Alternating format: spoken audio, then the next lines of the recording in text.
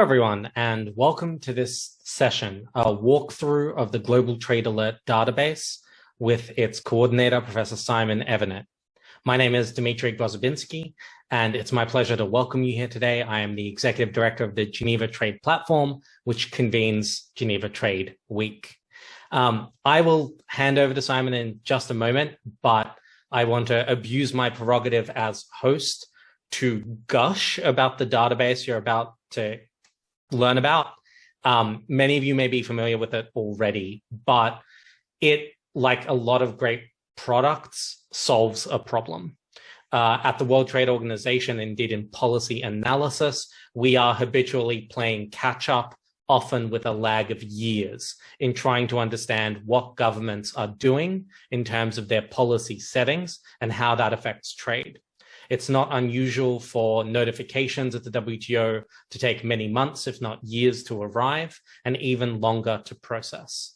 The Global Trade Alert database cuts through all of that and shortens that time lag down to something where you can react and get a picture of what is happening in trade today rather than 5 years ago.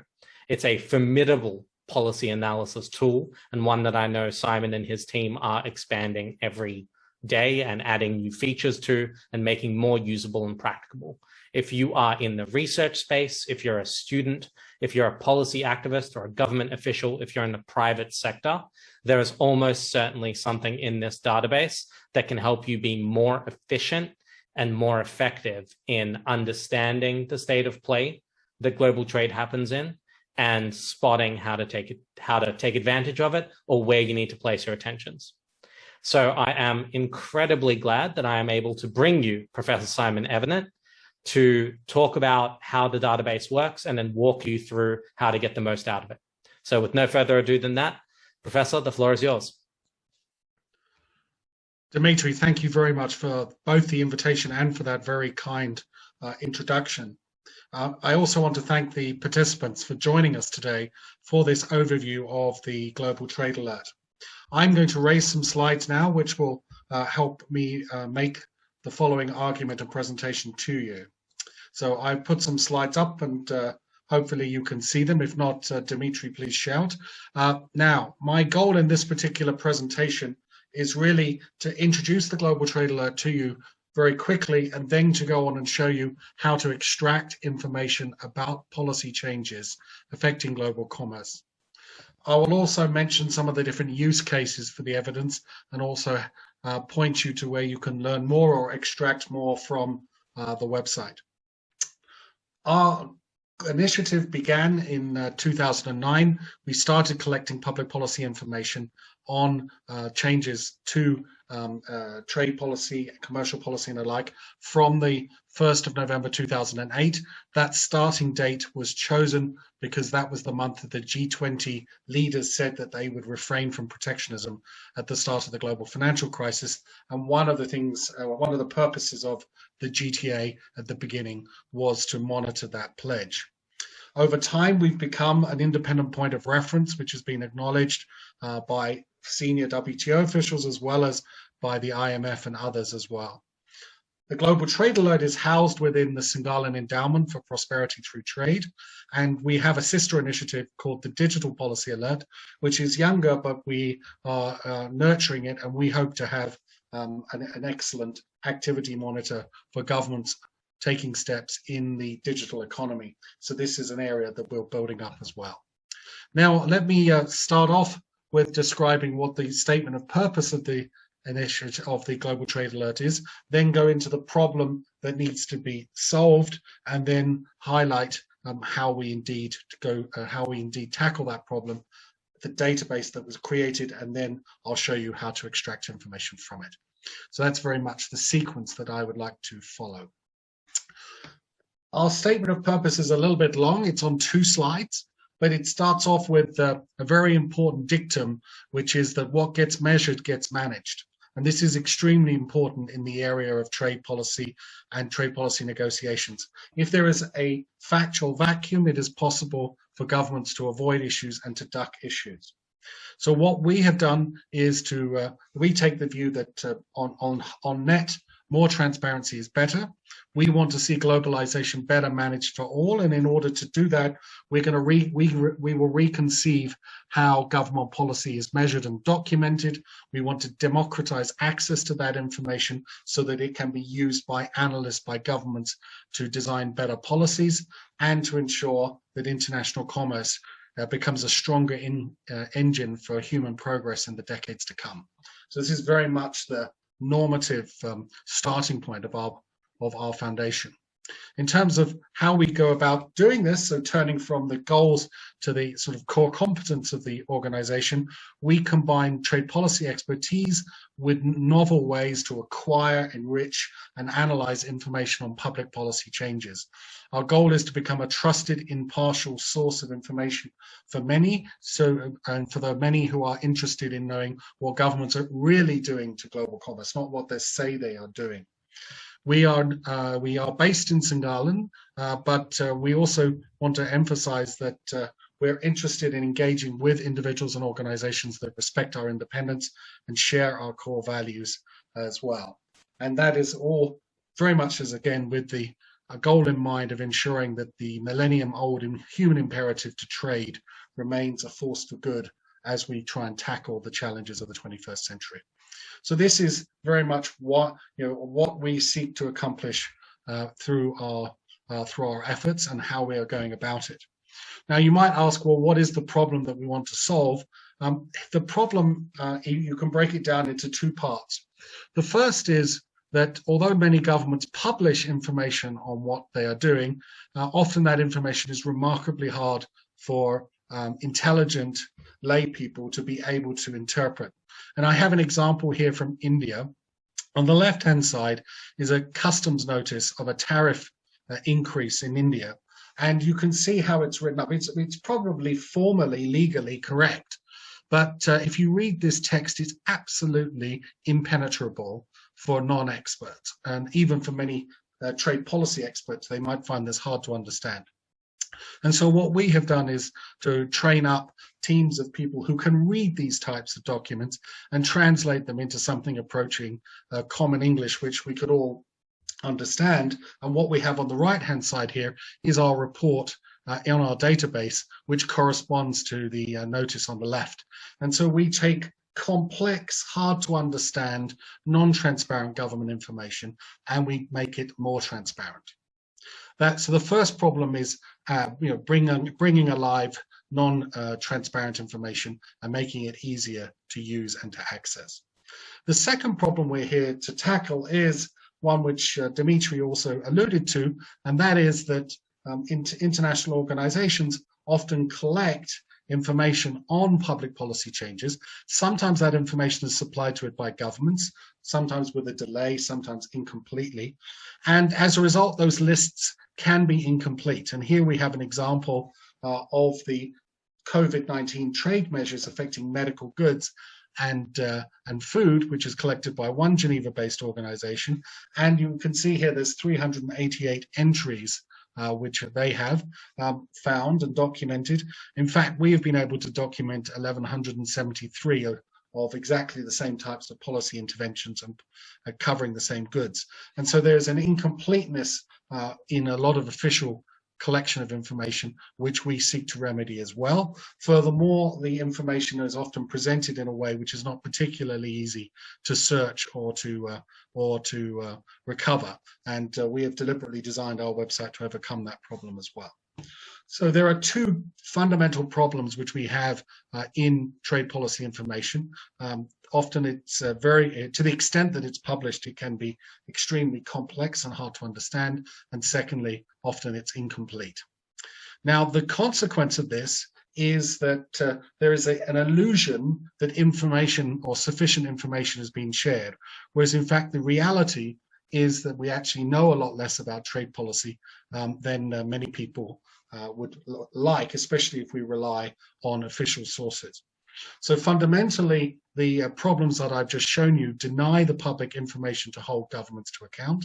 The media often doesn't have the resources to carefully track government actions either, and as a result, our democracies suffer. I think we learned from the last US administration that some politicians are prepared to make all sorts of fake or false claims about foreign governments, and it's hard to counterattack those claims or counter those claims because of a lack of underlying reliable information. So the whole debate on trade policy, both nationally and internationally, is often skewed by a lack of information.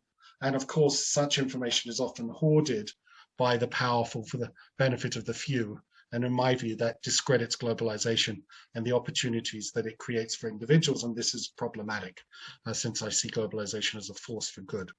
So the Global Trade Alert was established to remedy these deficiencies. And I have this slide here precisely because this information deficit is not just a technocratic matter. It's a first order governance matter at the national and the global levels. And we need to take steps to counter it.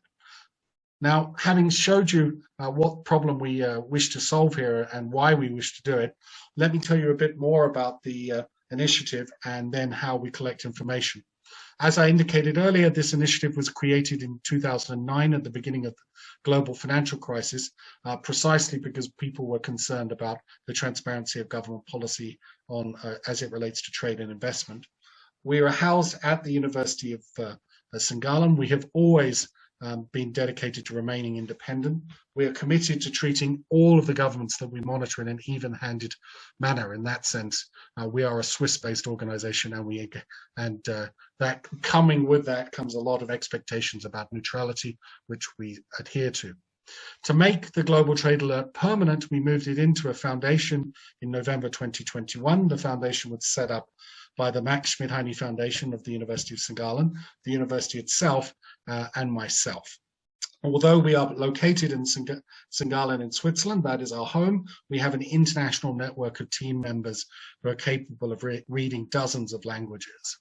And what we've done is to take that team of trade policy experts who can read many languages and combine it with coders who help us acquire, process information as well. And it's this combination of both trade policy expertise and coding, which I think stands us apart from other initiatives in this area. So this gives you a sense of who we are.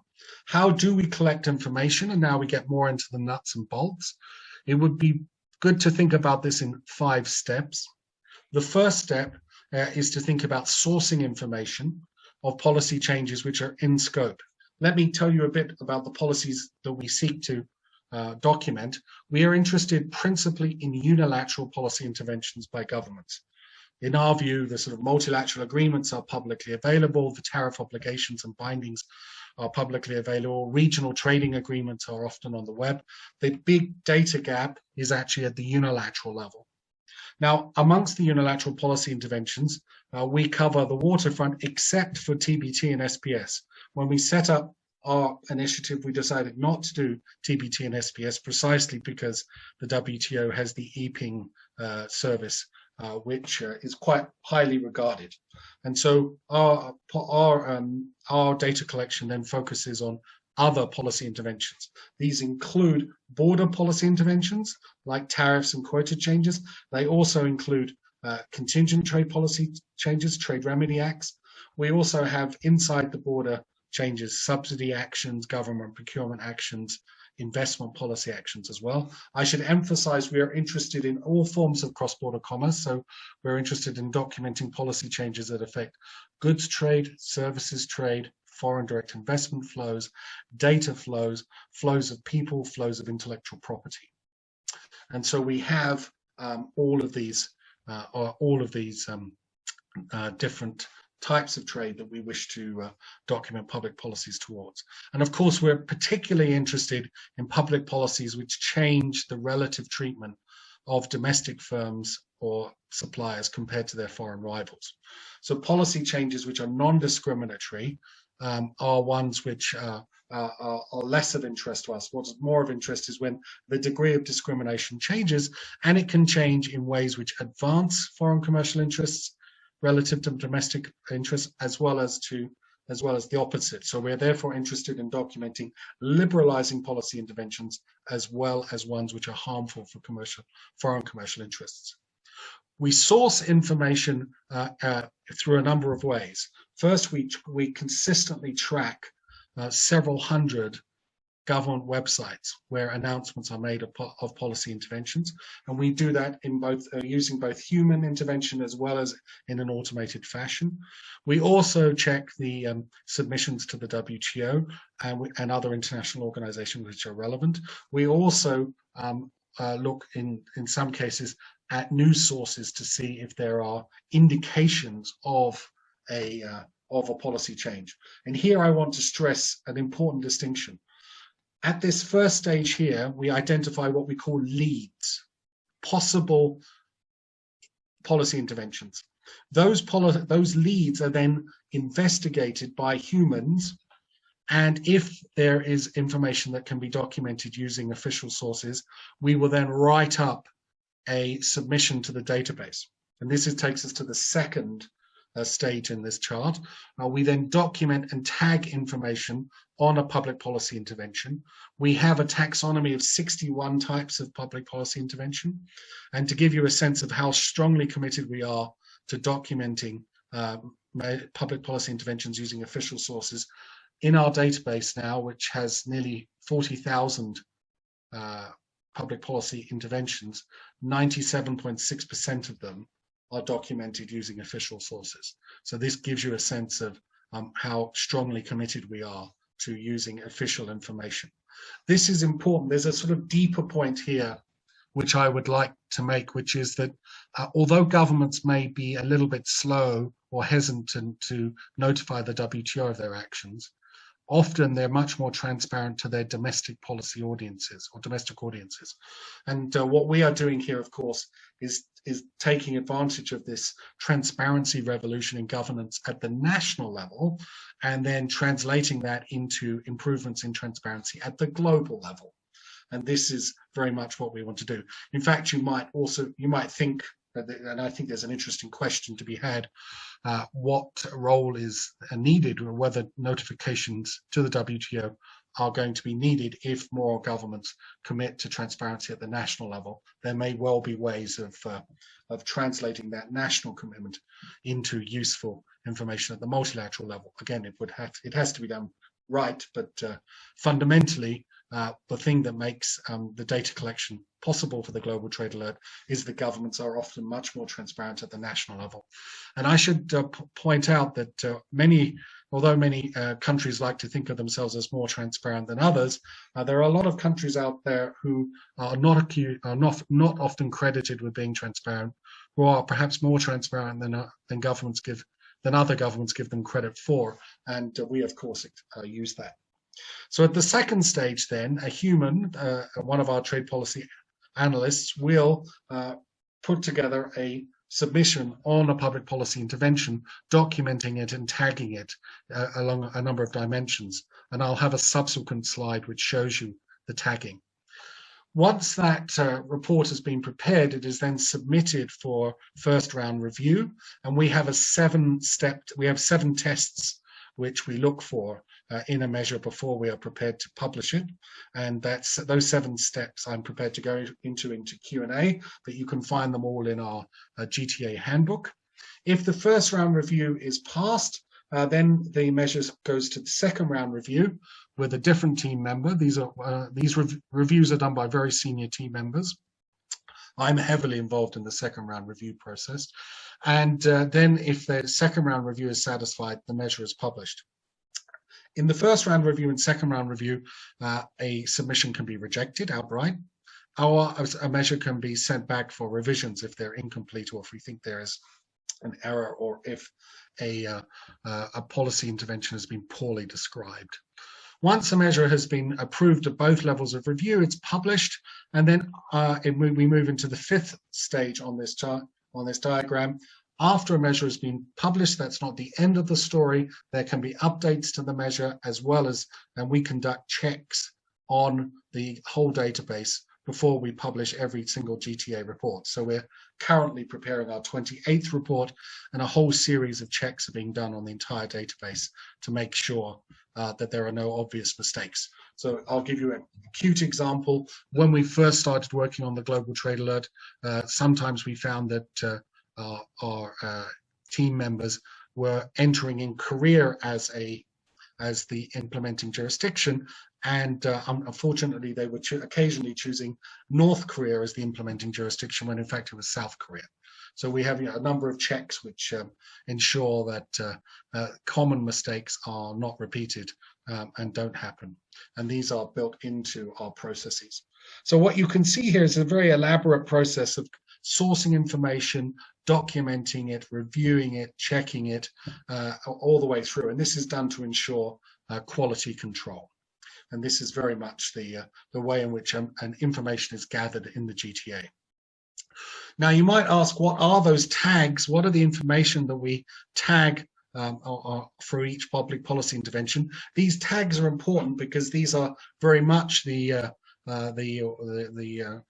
criteria by which you can search our database. So as we move from describing the database into using the database, it's important to know what we can search by. And I've listed here the most important tags that we have. We tag for the customs territory, which is implementing the measure, the level of government responsible, so that could be subnational, national, or supranational, the type of public policy intervention. Again, we have 61 different types of public policy intervention in our taxonomy, which firms are eligible, whether it's a horizontal measure, whether there are certain types of firms which are eligible, the dates a policy intervention is announced, comes into force and lapses, where a measure affecting trading goods is being considered, we will identify the HS codes, and we will also identify using the United Nations CPC classification, the sectoral codes, and we will assess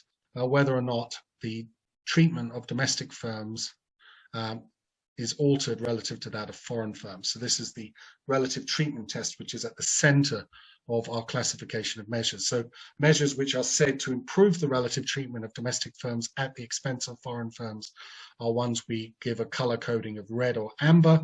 Measures which improve the treatment of foreign firms at the expense of domestic firms are liberalizing ones, which we code green. And so this is where we examine, this is how we classify measures. Now, using the underlying trade flow data, flows in FDI or flows in migration, where also it's also possible to identify who the affected trading partners are. Let me give you an example to highlight this, because this is actually one of the important features of our work. Suppose Switzerland were to raise the tariff on butter on an MFN basis.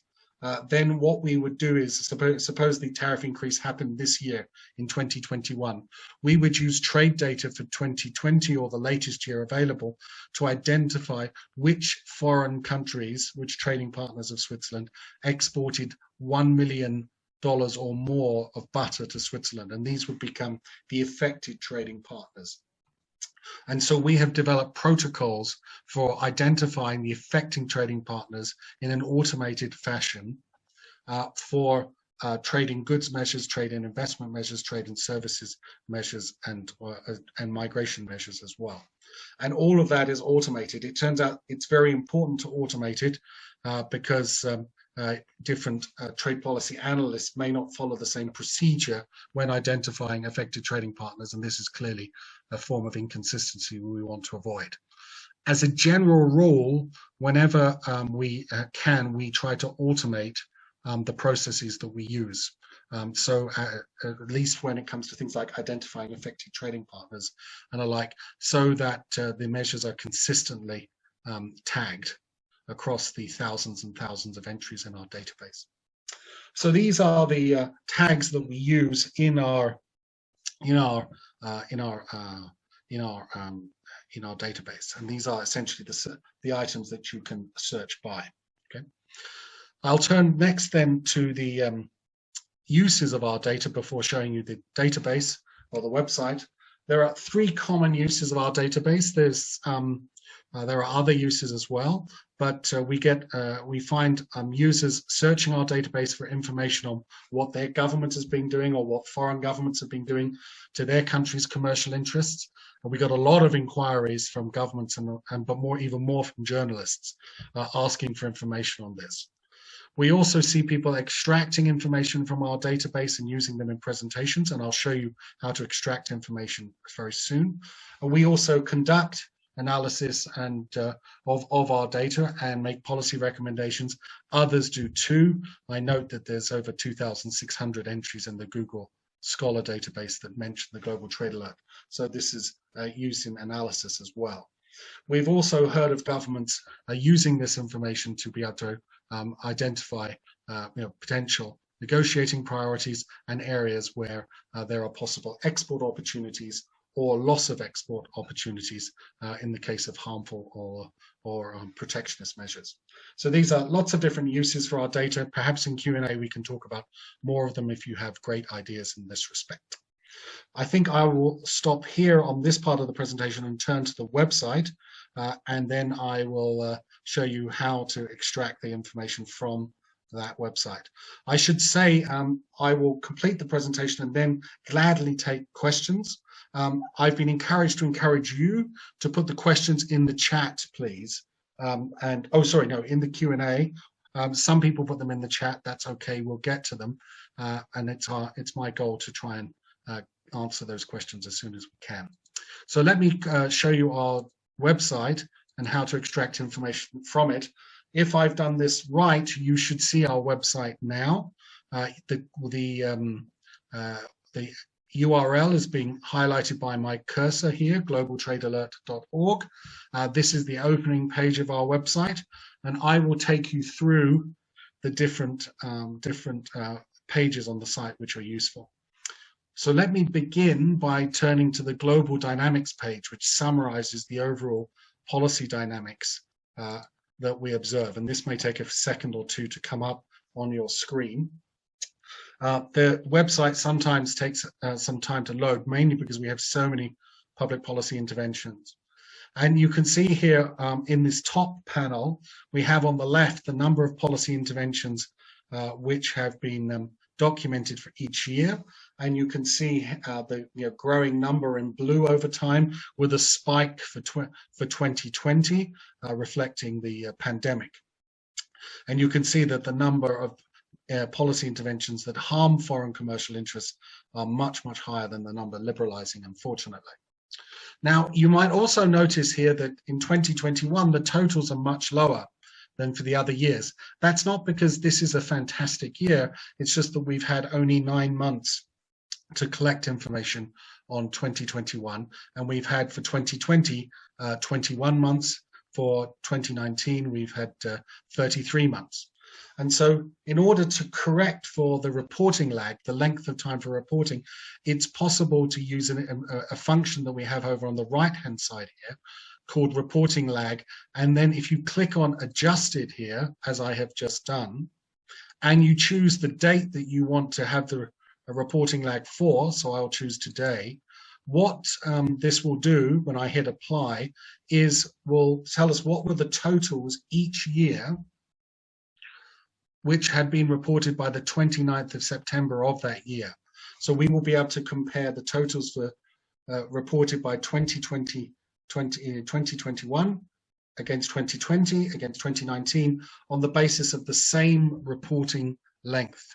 And this is the information which will now come up, I hope, over time. This may take a few seconds or two as this does this. And this will show us the annual totals that have been reported each year. And you can see you get a very, very, very different story. What you can see here is that once you correct for the length of time, once you impose the same length of time in terms of reporting, then you can see that the amount of public policy intervention in 2020 and 2021 stands out compared to previous years, and that these last 2 years have seen a very large number of harmful policy interventions documented. 2020 is unique for standing out, but as it has, you can see that there's just under 500 liberalizing policy interventions, which of course were all the tariff cuts on medical goods that we saw last year. And so in this manner, then you can correct for different lengths of reporting or reporting lags, and you can get a much clearer apples for apples comparison of the flow of new interventions over time. And of course, you can choose the cutoff date as you like. You will find that if you choose cutoff dates in the second half of the year, the results tend to be much more consistent and stable over time. Another feature is that you can use on the global dynamics page is to choose. You can choose which trade flow you wish to consider. So what I have, the statistics here are for all forms of trade. Suppose you're interested in goods trade, then you could click on goods trade and then hit apply, and the results would be recalculated for goods trade only. Likewise, you could click on investment if you're interested in investment policy measures, migration policy measures, and service sector measures. And you'll see that the results will come up once all the goods trade measures have been extracted. And again, the finding that we saw earlier applies. You can also, if you wish, decide to focus on public policy interventions that affect imports, that affect exports, and on the export side, you can look at public policy interventions which are export incentives or export restrictions. And so the flows affected option here, if you click on this flows affected option, you can find measures, and here I focus on import related measures and extract the statistics for import related measures as well. And again, the statistics will be recomputed, in this case for the reporting lag adjusted totals for goods trade and only for import related measures. And you can see, interestingly, this year has seen a spike in the number of policy interventions which are reducing imports. These are principally subsidies to import competing firms this year. Now, you'll notice that there are these different export buttons all over the website. And if you see a chart that you like, you can click on this export button and it will enable you to extract an Excel file with the underlying data. So if your desire is to reproduce this data, or perhaps you can produce a chart which is slightly nicer than ours, or better or differently, then you can extract the underlying data for any chart by just hitting the relevant export button, which is there. And you can see here, there are export buttons all over these pages deliberately to enable you to extract information from each different chart that is produced. So on global dynamics, that's all I would like to say. The next area I want to show you is how to extract information on various countries. And what we have is a list here, actually, not of countries, but of customs territories, which is why you can see the Falkland Islands is there, which is not a country, it is a customs territory. And so it's included in our database. Let's take a country such as Argentina. If we click on Argentina, then the information on Argentina will come up. Let me show you how to interpret this information. This chart shows you all the measures which are implemented by Argentina, which affect every other country in the world. So we haven't filtered by affected trading partner. So this is a summary of all of Argentina's measures affecting any foreign trading partner. And again, you can get annual totals, and again, you can do reporting lag adjusted changes if you wish. So again, everything we did on the global dynamics page, we can do on the countries page as well. Now, the other interesting thing about this particular page is that suppose you're interested not in what measures Argentina has done which affects the rest of the world, suppose you're interested in what the rest of the world has done which affects Argentina. Then you click the two arrows button as I have just done, and it will recompute the charts for all the measures affecting Argentina. And this will then enable you to extract information on the annual totals in this regard. And you'll also find as you scroll down this page, there's further information on the sectoral breakdown, the types of public policy interventions, and specific policy interventions as well. So you can then look at a country's trade stance against other countries, and you can look at a country as a potentially affected by other countries' policy interventions.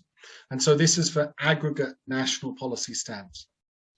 The other use of this particular page is to look at bilateral comparisons if you want to do it. So suppose one is interested in Brazil's policy interventions that affect Argentina. So instead of having all countries be the implementing country, we instead just type in for Brazil, and then we recompute the statistics for Brazil. And you can see here, this will produce the statistics on the number of liberalizing and harmful interventions that Brazil has implemented that affect Argentina. And this then will help with bilateral comparisons. It's quite possible that you may be interested in not just Brazil, but there might be other countries in the neighborhood that you're interested in as well. So you could take Uruguay, and you can also add Uruguay in as well. And so it's possible to have comparisons between multiple countries as both implementers and affected jurisdictions. And so in this way, bilateral and multilateral comparisons are possible on the countries page as well. This type of information, I think, could be particularly useful for officials who are interested in knowing what another country's commercial policies are doing to its commercial interests. The journalists might be interested in this type of comparison as well. And of course, there are many analysts who are interested in bilateral trade flows as well. Now, what I've shown you for countries can be done for sectors as well. And here you can identify the sectors or the 4-digit product codes which you want to track.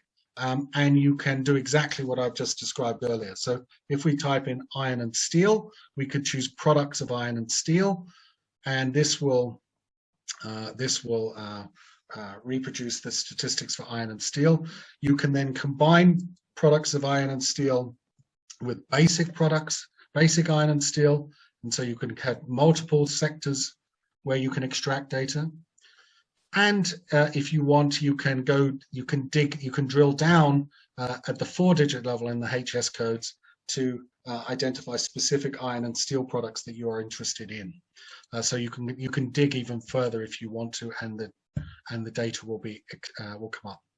I should be clear here that in the tagging that the Global Trade Alert team does, we tag HS codes down to the 6-digit level.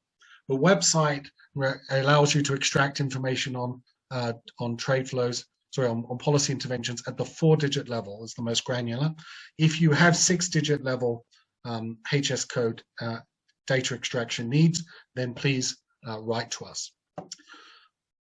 I'll quickly wrap up on the website.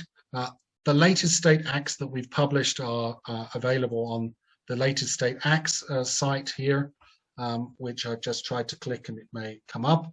And then there are also reports which are available as well. And it seems to be that the internet connection here is a little bit slow, and so this is not necessarily coming up as quickly. But everything we have just done with the country page and the sectors and products page, you can do on the latest state acts page. Our analysis is available on the reports page. And the last page, which is of interest, is the data and methods page for 2 reasons. First, you can extract the entire data set from that page. And secondly, you can download the GTA handbook from the data and methods page.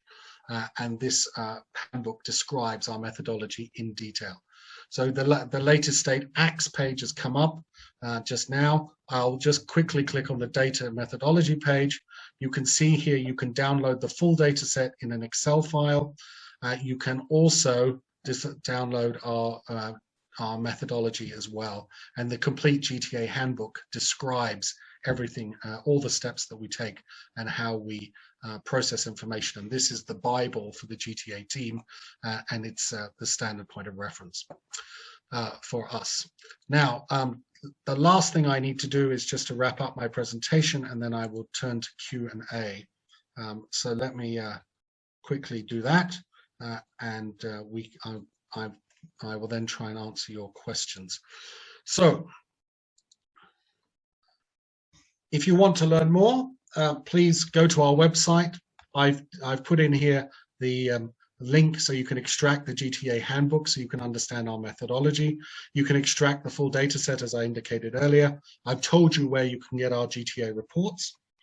We do specially tailored information collection projects, and one of them we've been doing since the pandemic has begun is on essential goods. This is monitoring trade policy changes affecting medicines, vaccines, and food and agri-food. And we have a monthly update which you can download. Our next monthly update for that will be available on Friday. So if you want to look on Friday at this particular URL, the one which has /54, you will be able to download our latest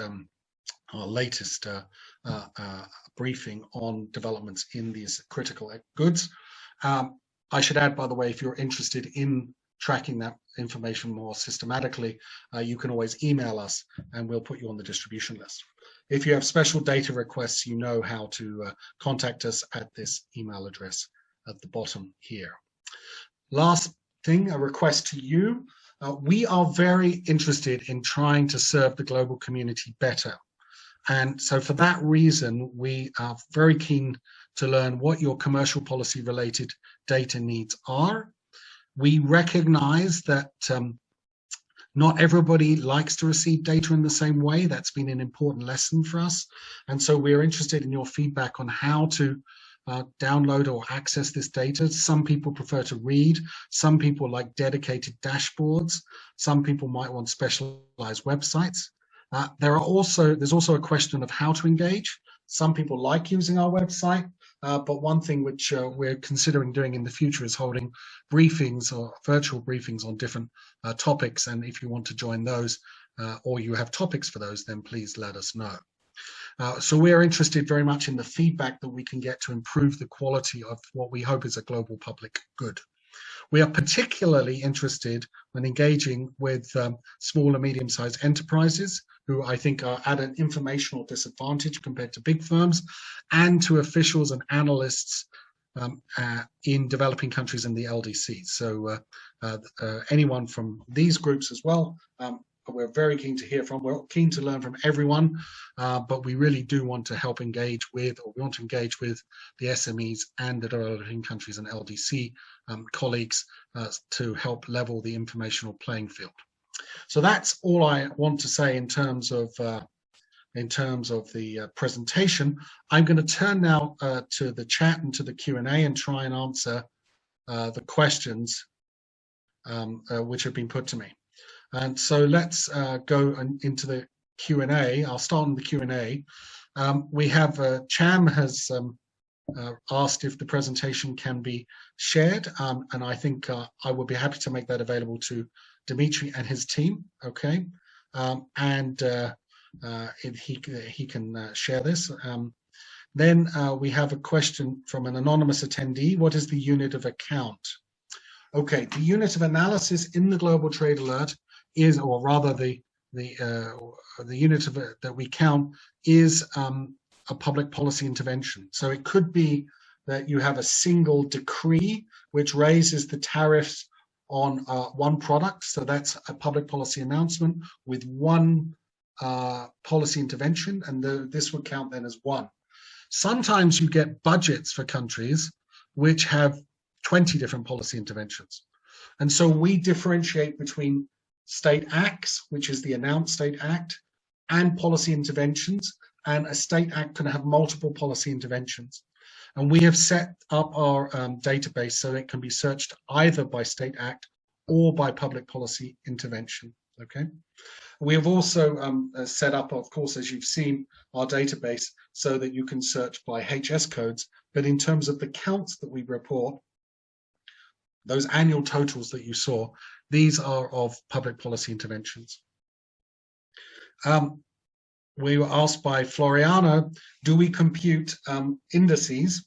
We have not got in the business of computing indices based on our database, but we are keen that others do so, and we'd be happy to talk about index construction with colleagues so that if there are any features of our data which should be taken into account when an index is constructed, let's talk about that.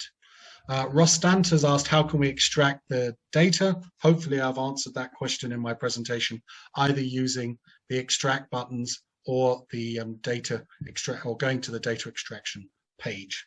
So hopefully that has answered all the questions in the Q&A. I will now turn to the questions in the chat to see if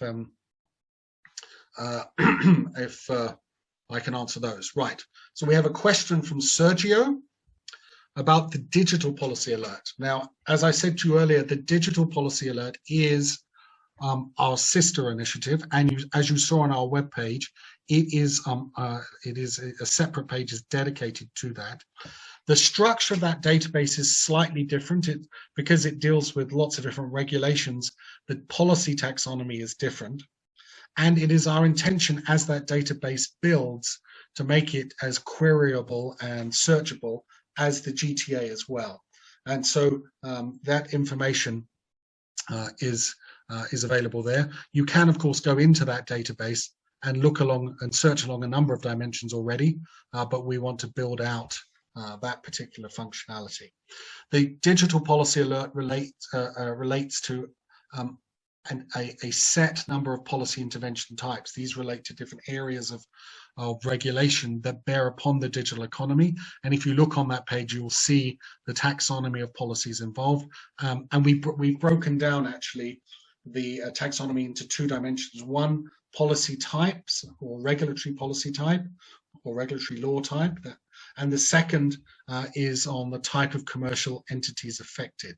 So you can search the database along regulatory policy dimensions or upon the business units being affected. Okay, hopefully that answers Sergio's question. Now, Luz has asked, can you see the actual policy? Now, this is I'm not sure I entirely understand that question, but let me try and answer it in the following way. Every intervention which is on that on the website in terms of implemented measures, the totals you have there are for implemented measures, and they show you the flow of new implemented measures per year. It is possible to search our database for measures which are currently in force. So one of the search criteria that we have on those on the pages which you can search on, so on the latest state acts page, for example, one of the criteria is currently in force. So you can restrict the data extraction and the statistics extraction to measures which are in force today.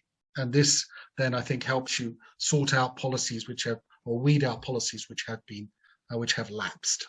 Okay, Simon, I think perhaps that question might have been about when you're looking at a policy intervention, whether on GTA you've got both your summary and the statistics on it, but then as you showed us with the Indian import tax policy, the actual government document. Thank you very much for that clarification, Dimitri. I think it's very helpful. And the answer is yes.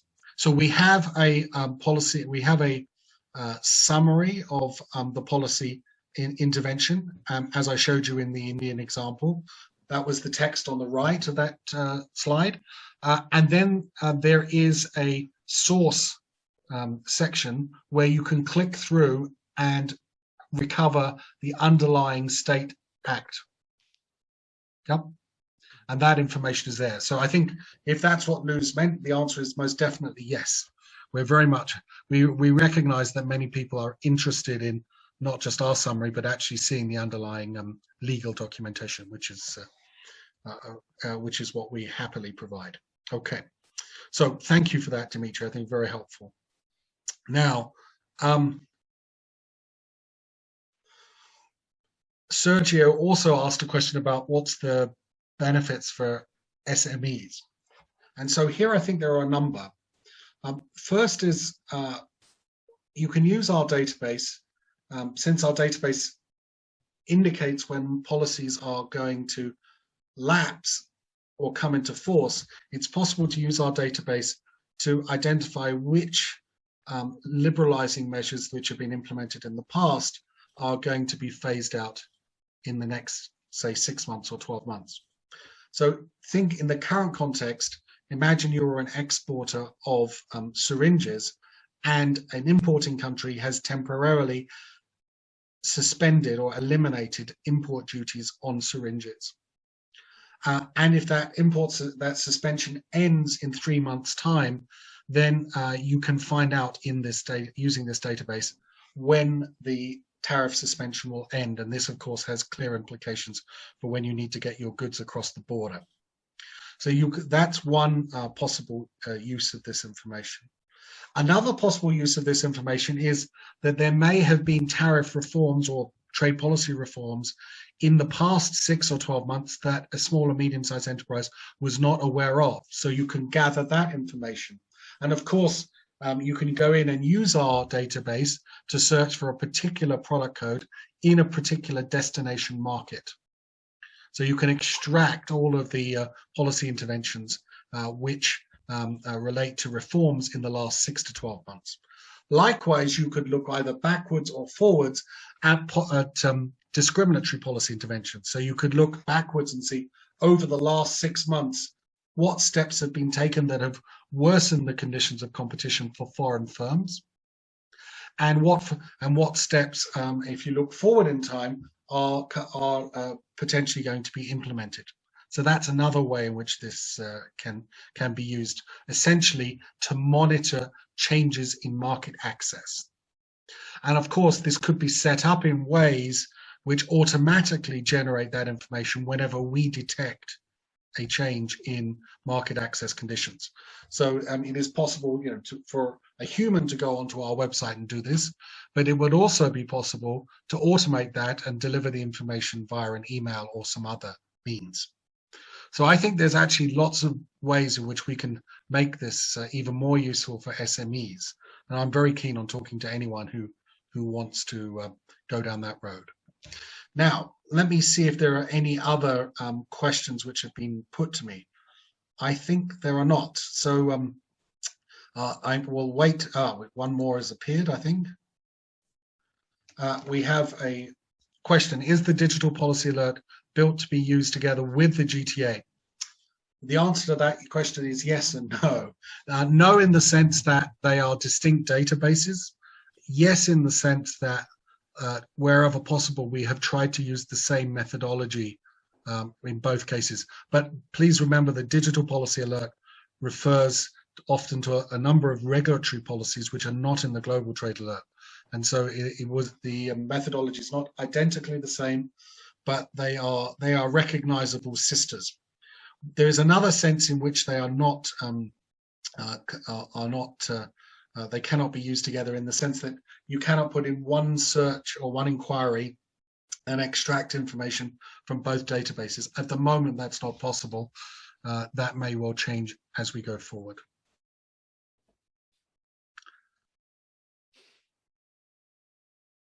So we have a question. Can we set up alerts for specific types of measures that we track, for example? In the digital policy alert, I believe you can, yes. And in fact, actually, we send out weekly alerts to people, and they can be tailored. So if you go onto our website, Jan, you can sign up for alerts on the digital policy alert, and you'll get them every Monday if you ask from them weekly. I know they happen to go out Monday evenings, continental European time. If you have any difficulties in this respect, Jan, please contact me.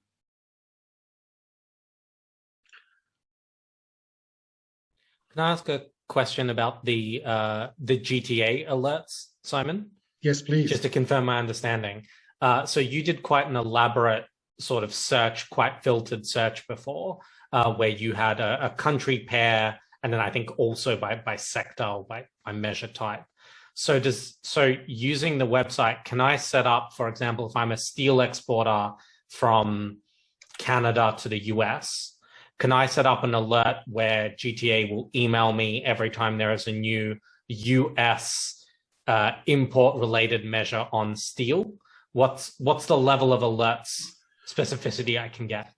Okay, so the alerts at the moment principally are for the digital policy alert. We used to have alerts for the GTA, and I think we will need to sort of we're more than happy to reinstitute those. But again, this is where user feedback would be very helpful, because if that's the level of tailored alert that people want, then that type of thing can be set up. It's nothing impossible with it in terms of technical feasibility. It's just a matter of getting it done. But that in principle is doable as well. Fantastic. Sorry for breaking your flow. Not at all. I think we've covered all the questions in the Q&A in the chat. We've got 5 minutes left, which is great. We may even end early. I really want to thank everyone who came and listened. And if you have feedback and wish to get in touch with me, then please do write. You can write to me at simon.evenett@sgept.org. And maybe I write that in the chat myself so that everyone else isn't doing that. Oops. That's my university one, and that's fine too. Okay.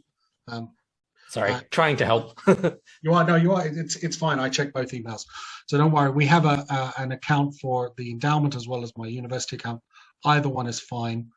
Anyone who wants to follow up on these matters, whether it's about data extraction, ideas for how we can improve our data collection, or different use cases, then please do follow up with us. We're very keen to take this global public good further. And from our side, what we will do is we will send those of you who registered for this session on Zoom, we will send you all a copy of Simon's presentation, if he's happy to share it, as well as a link to the YouTube video where you can watch this back, sort of watch him slowly do things, and share it with your colleagues. Thank you, Dimitri, and to your team as well for making this possible and making and enabling us to reach a wider audience. Thank you very much. Wonderful. Thank you so much. In that case, there's nothing more for me to do except to thank Simon for doing this for us during Geneva Trade Week. Thank all of you for joining us and for asking such great questions. And then to ask my team to roll the outro credits as we wave goodbye.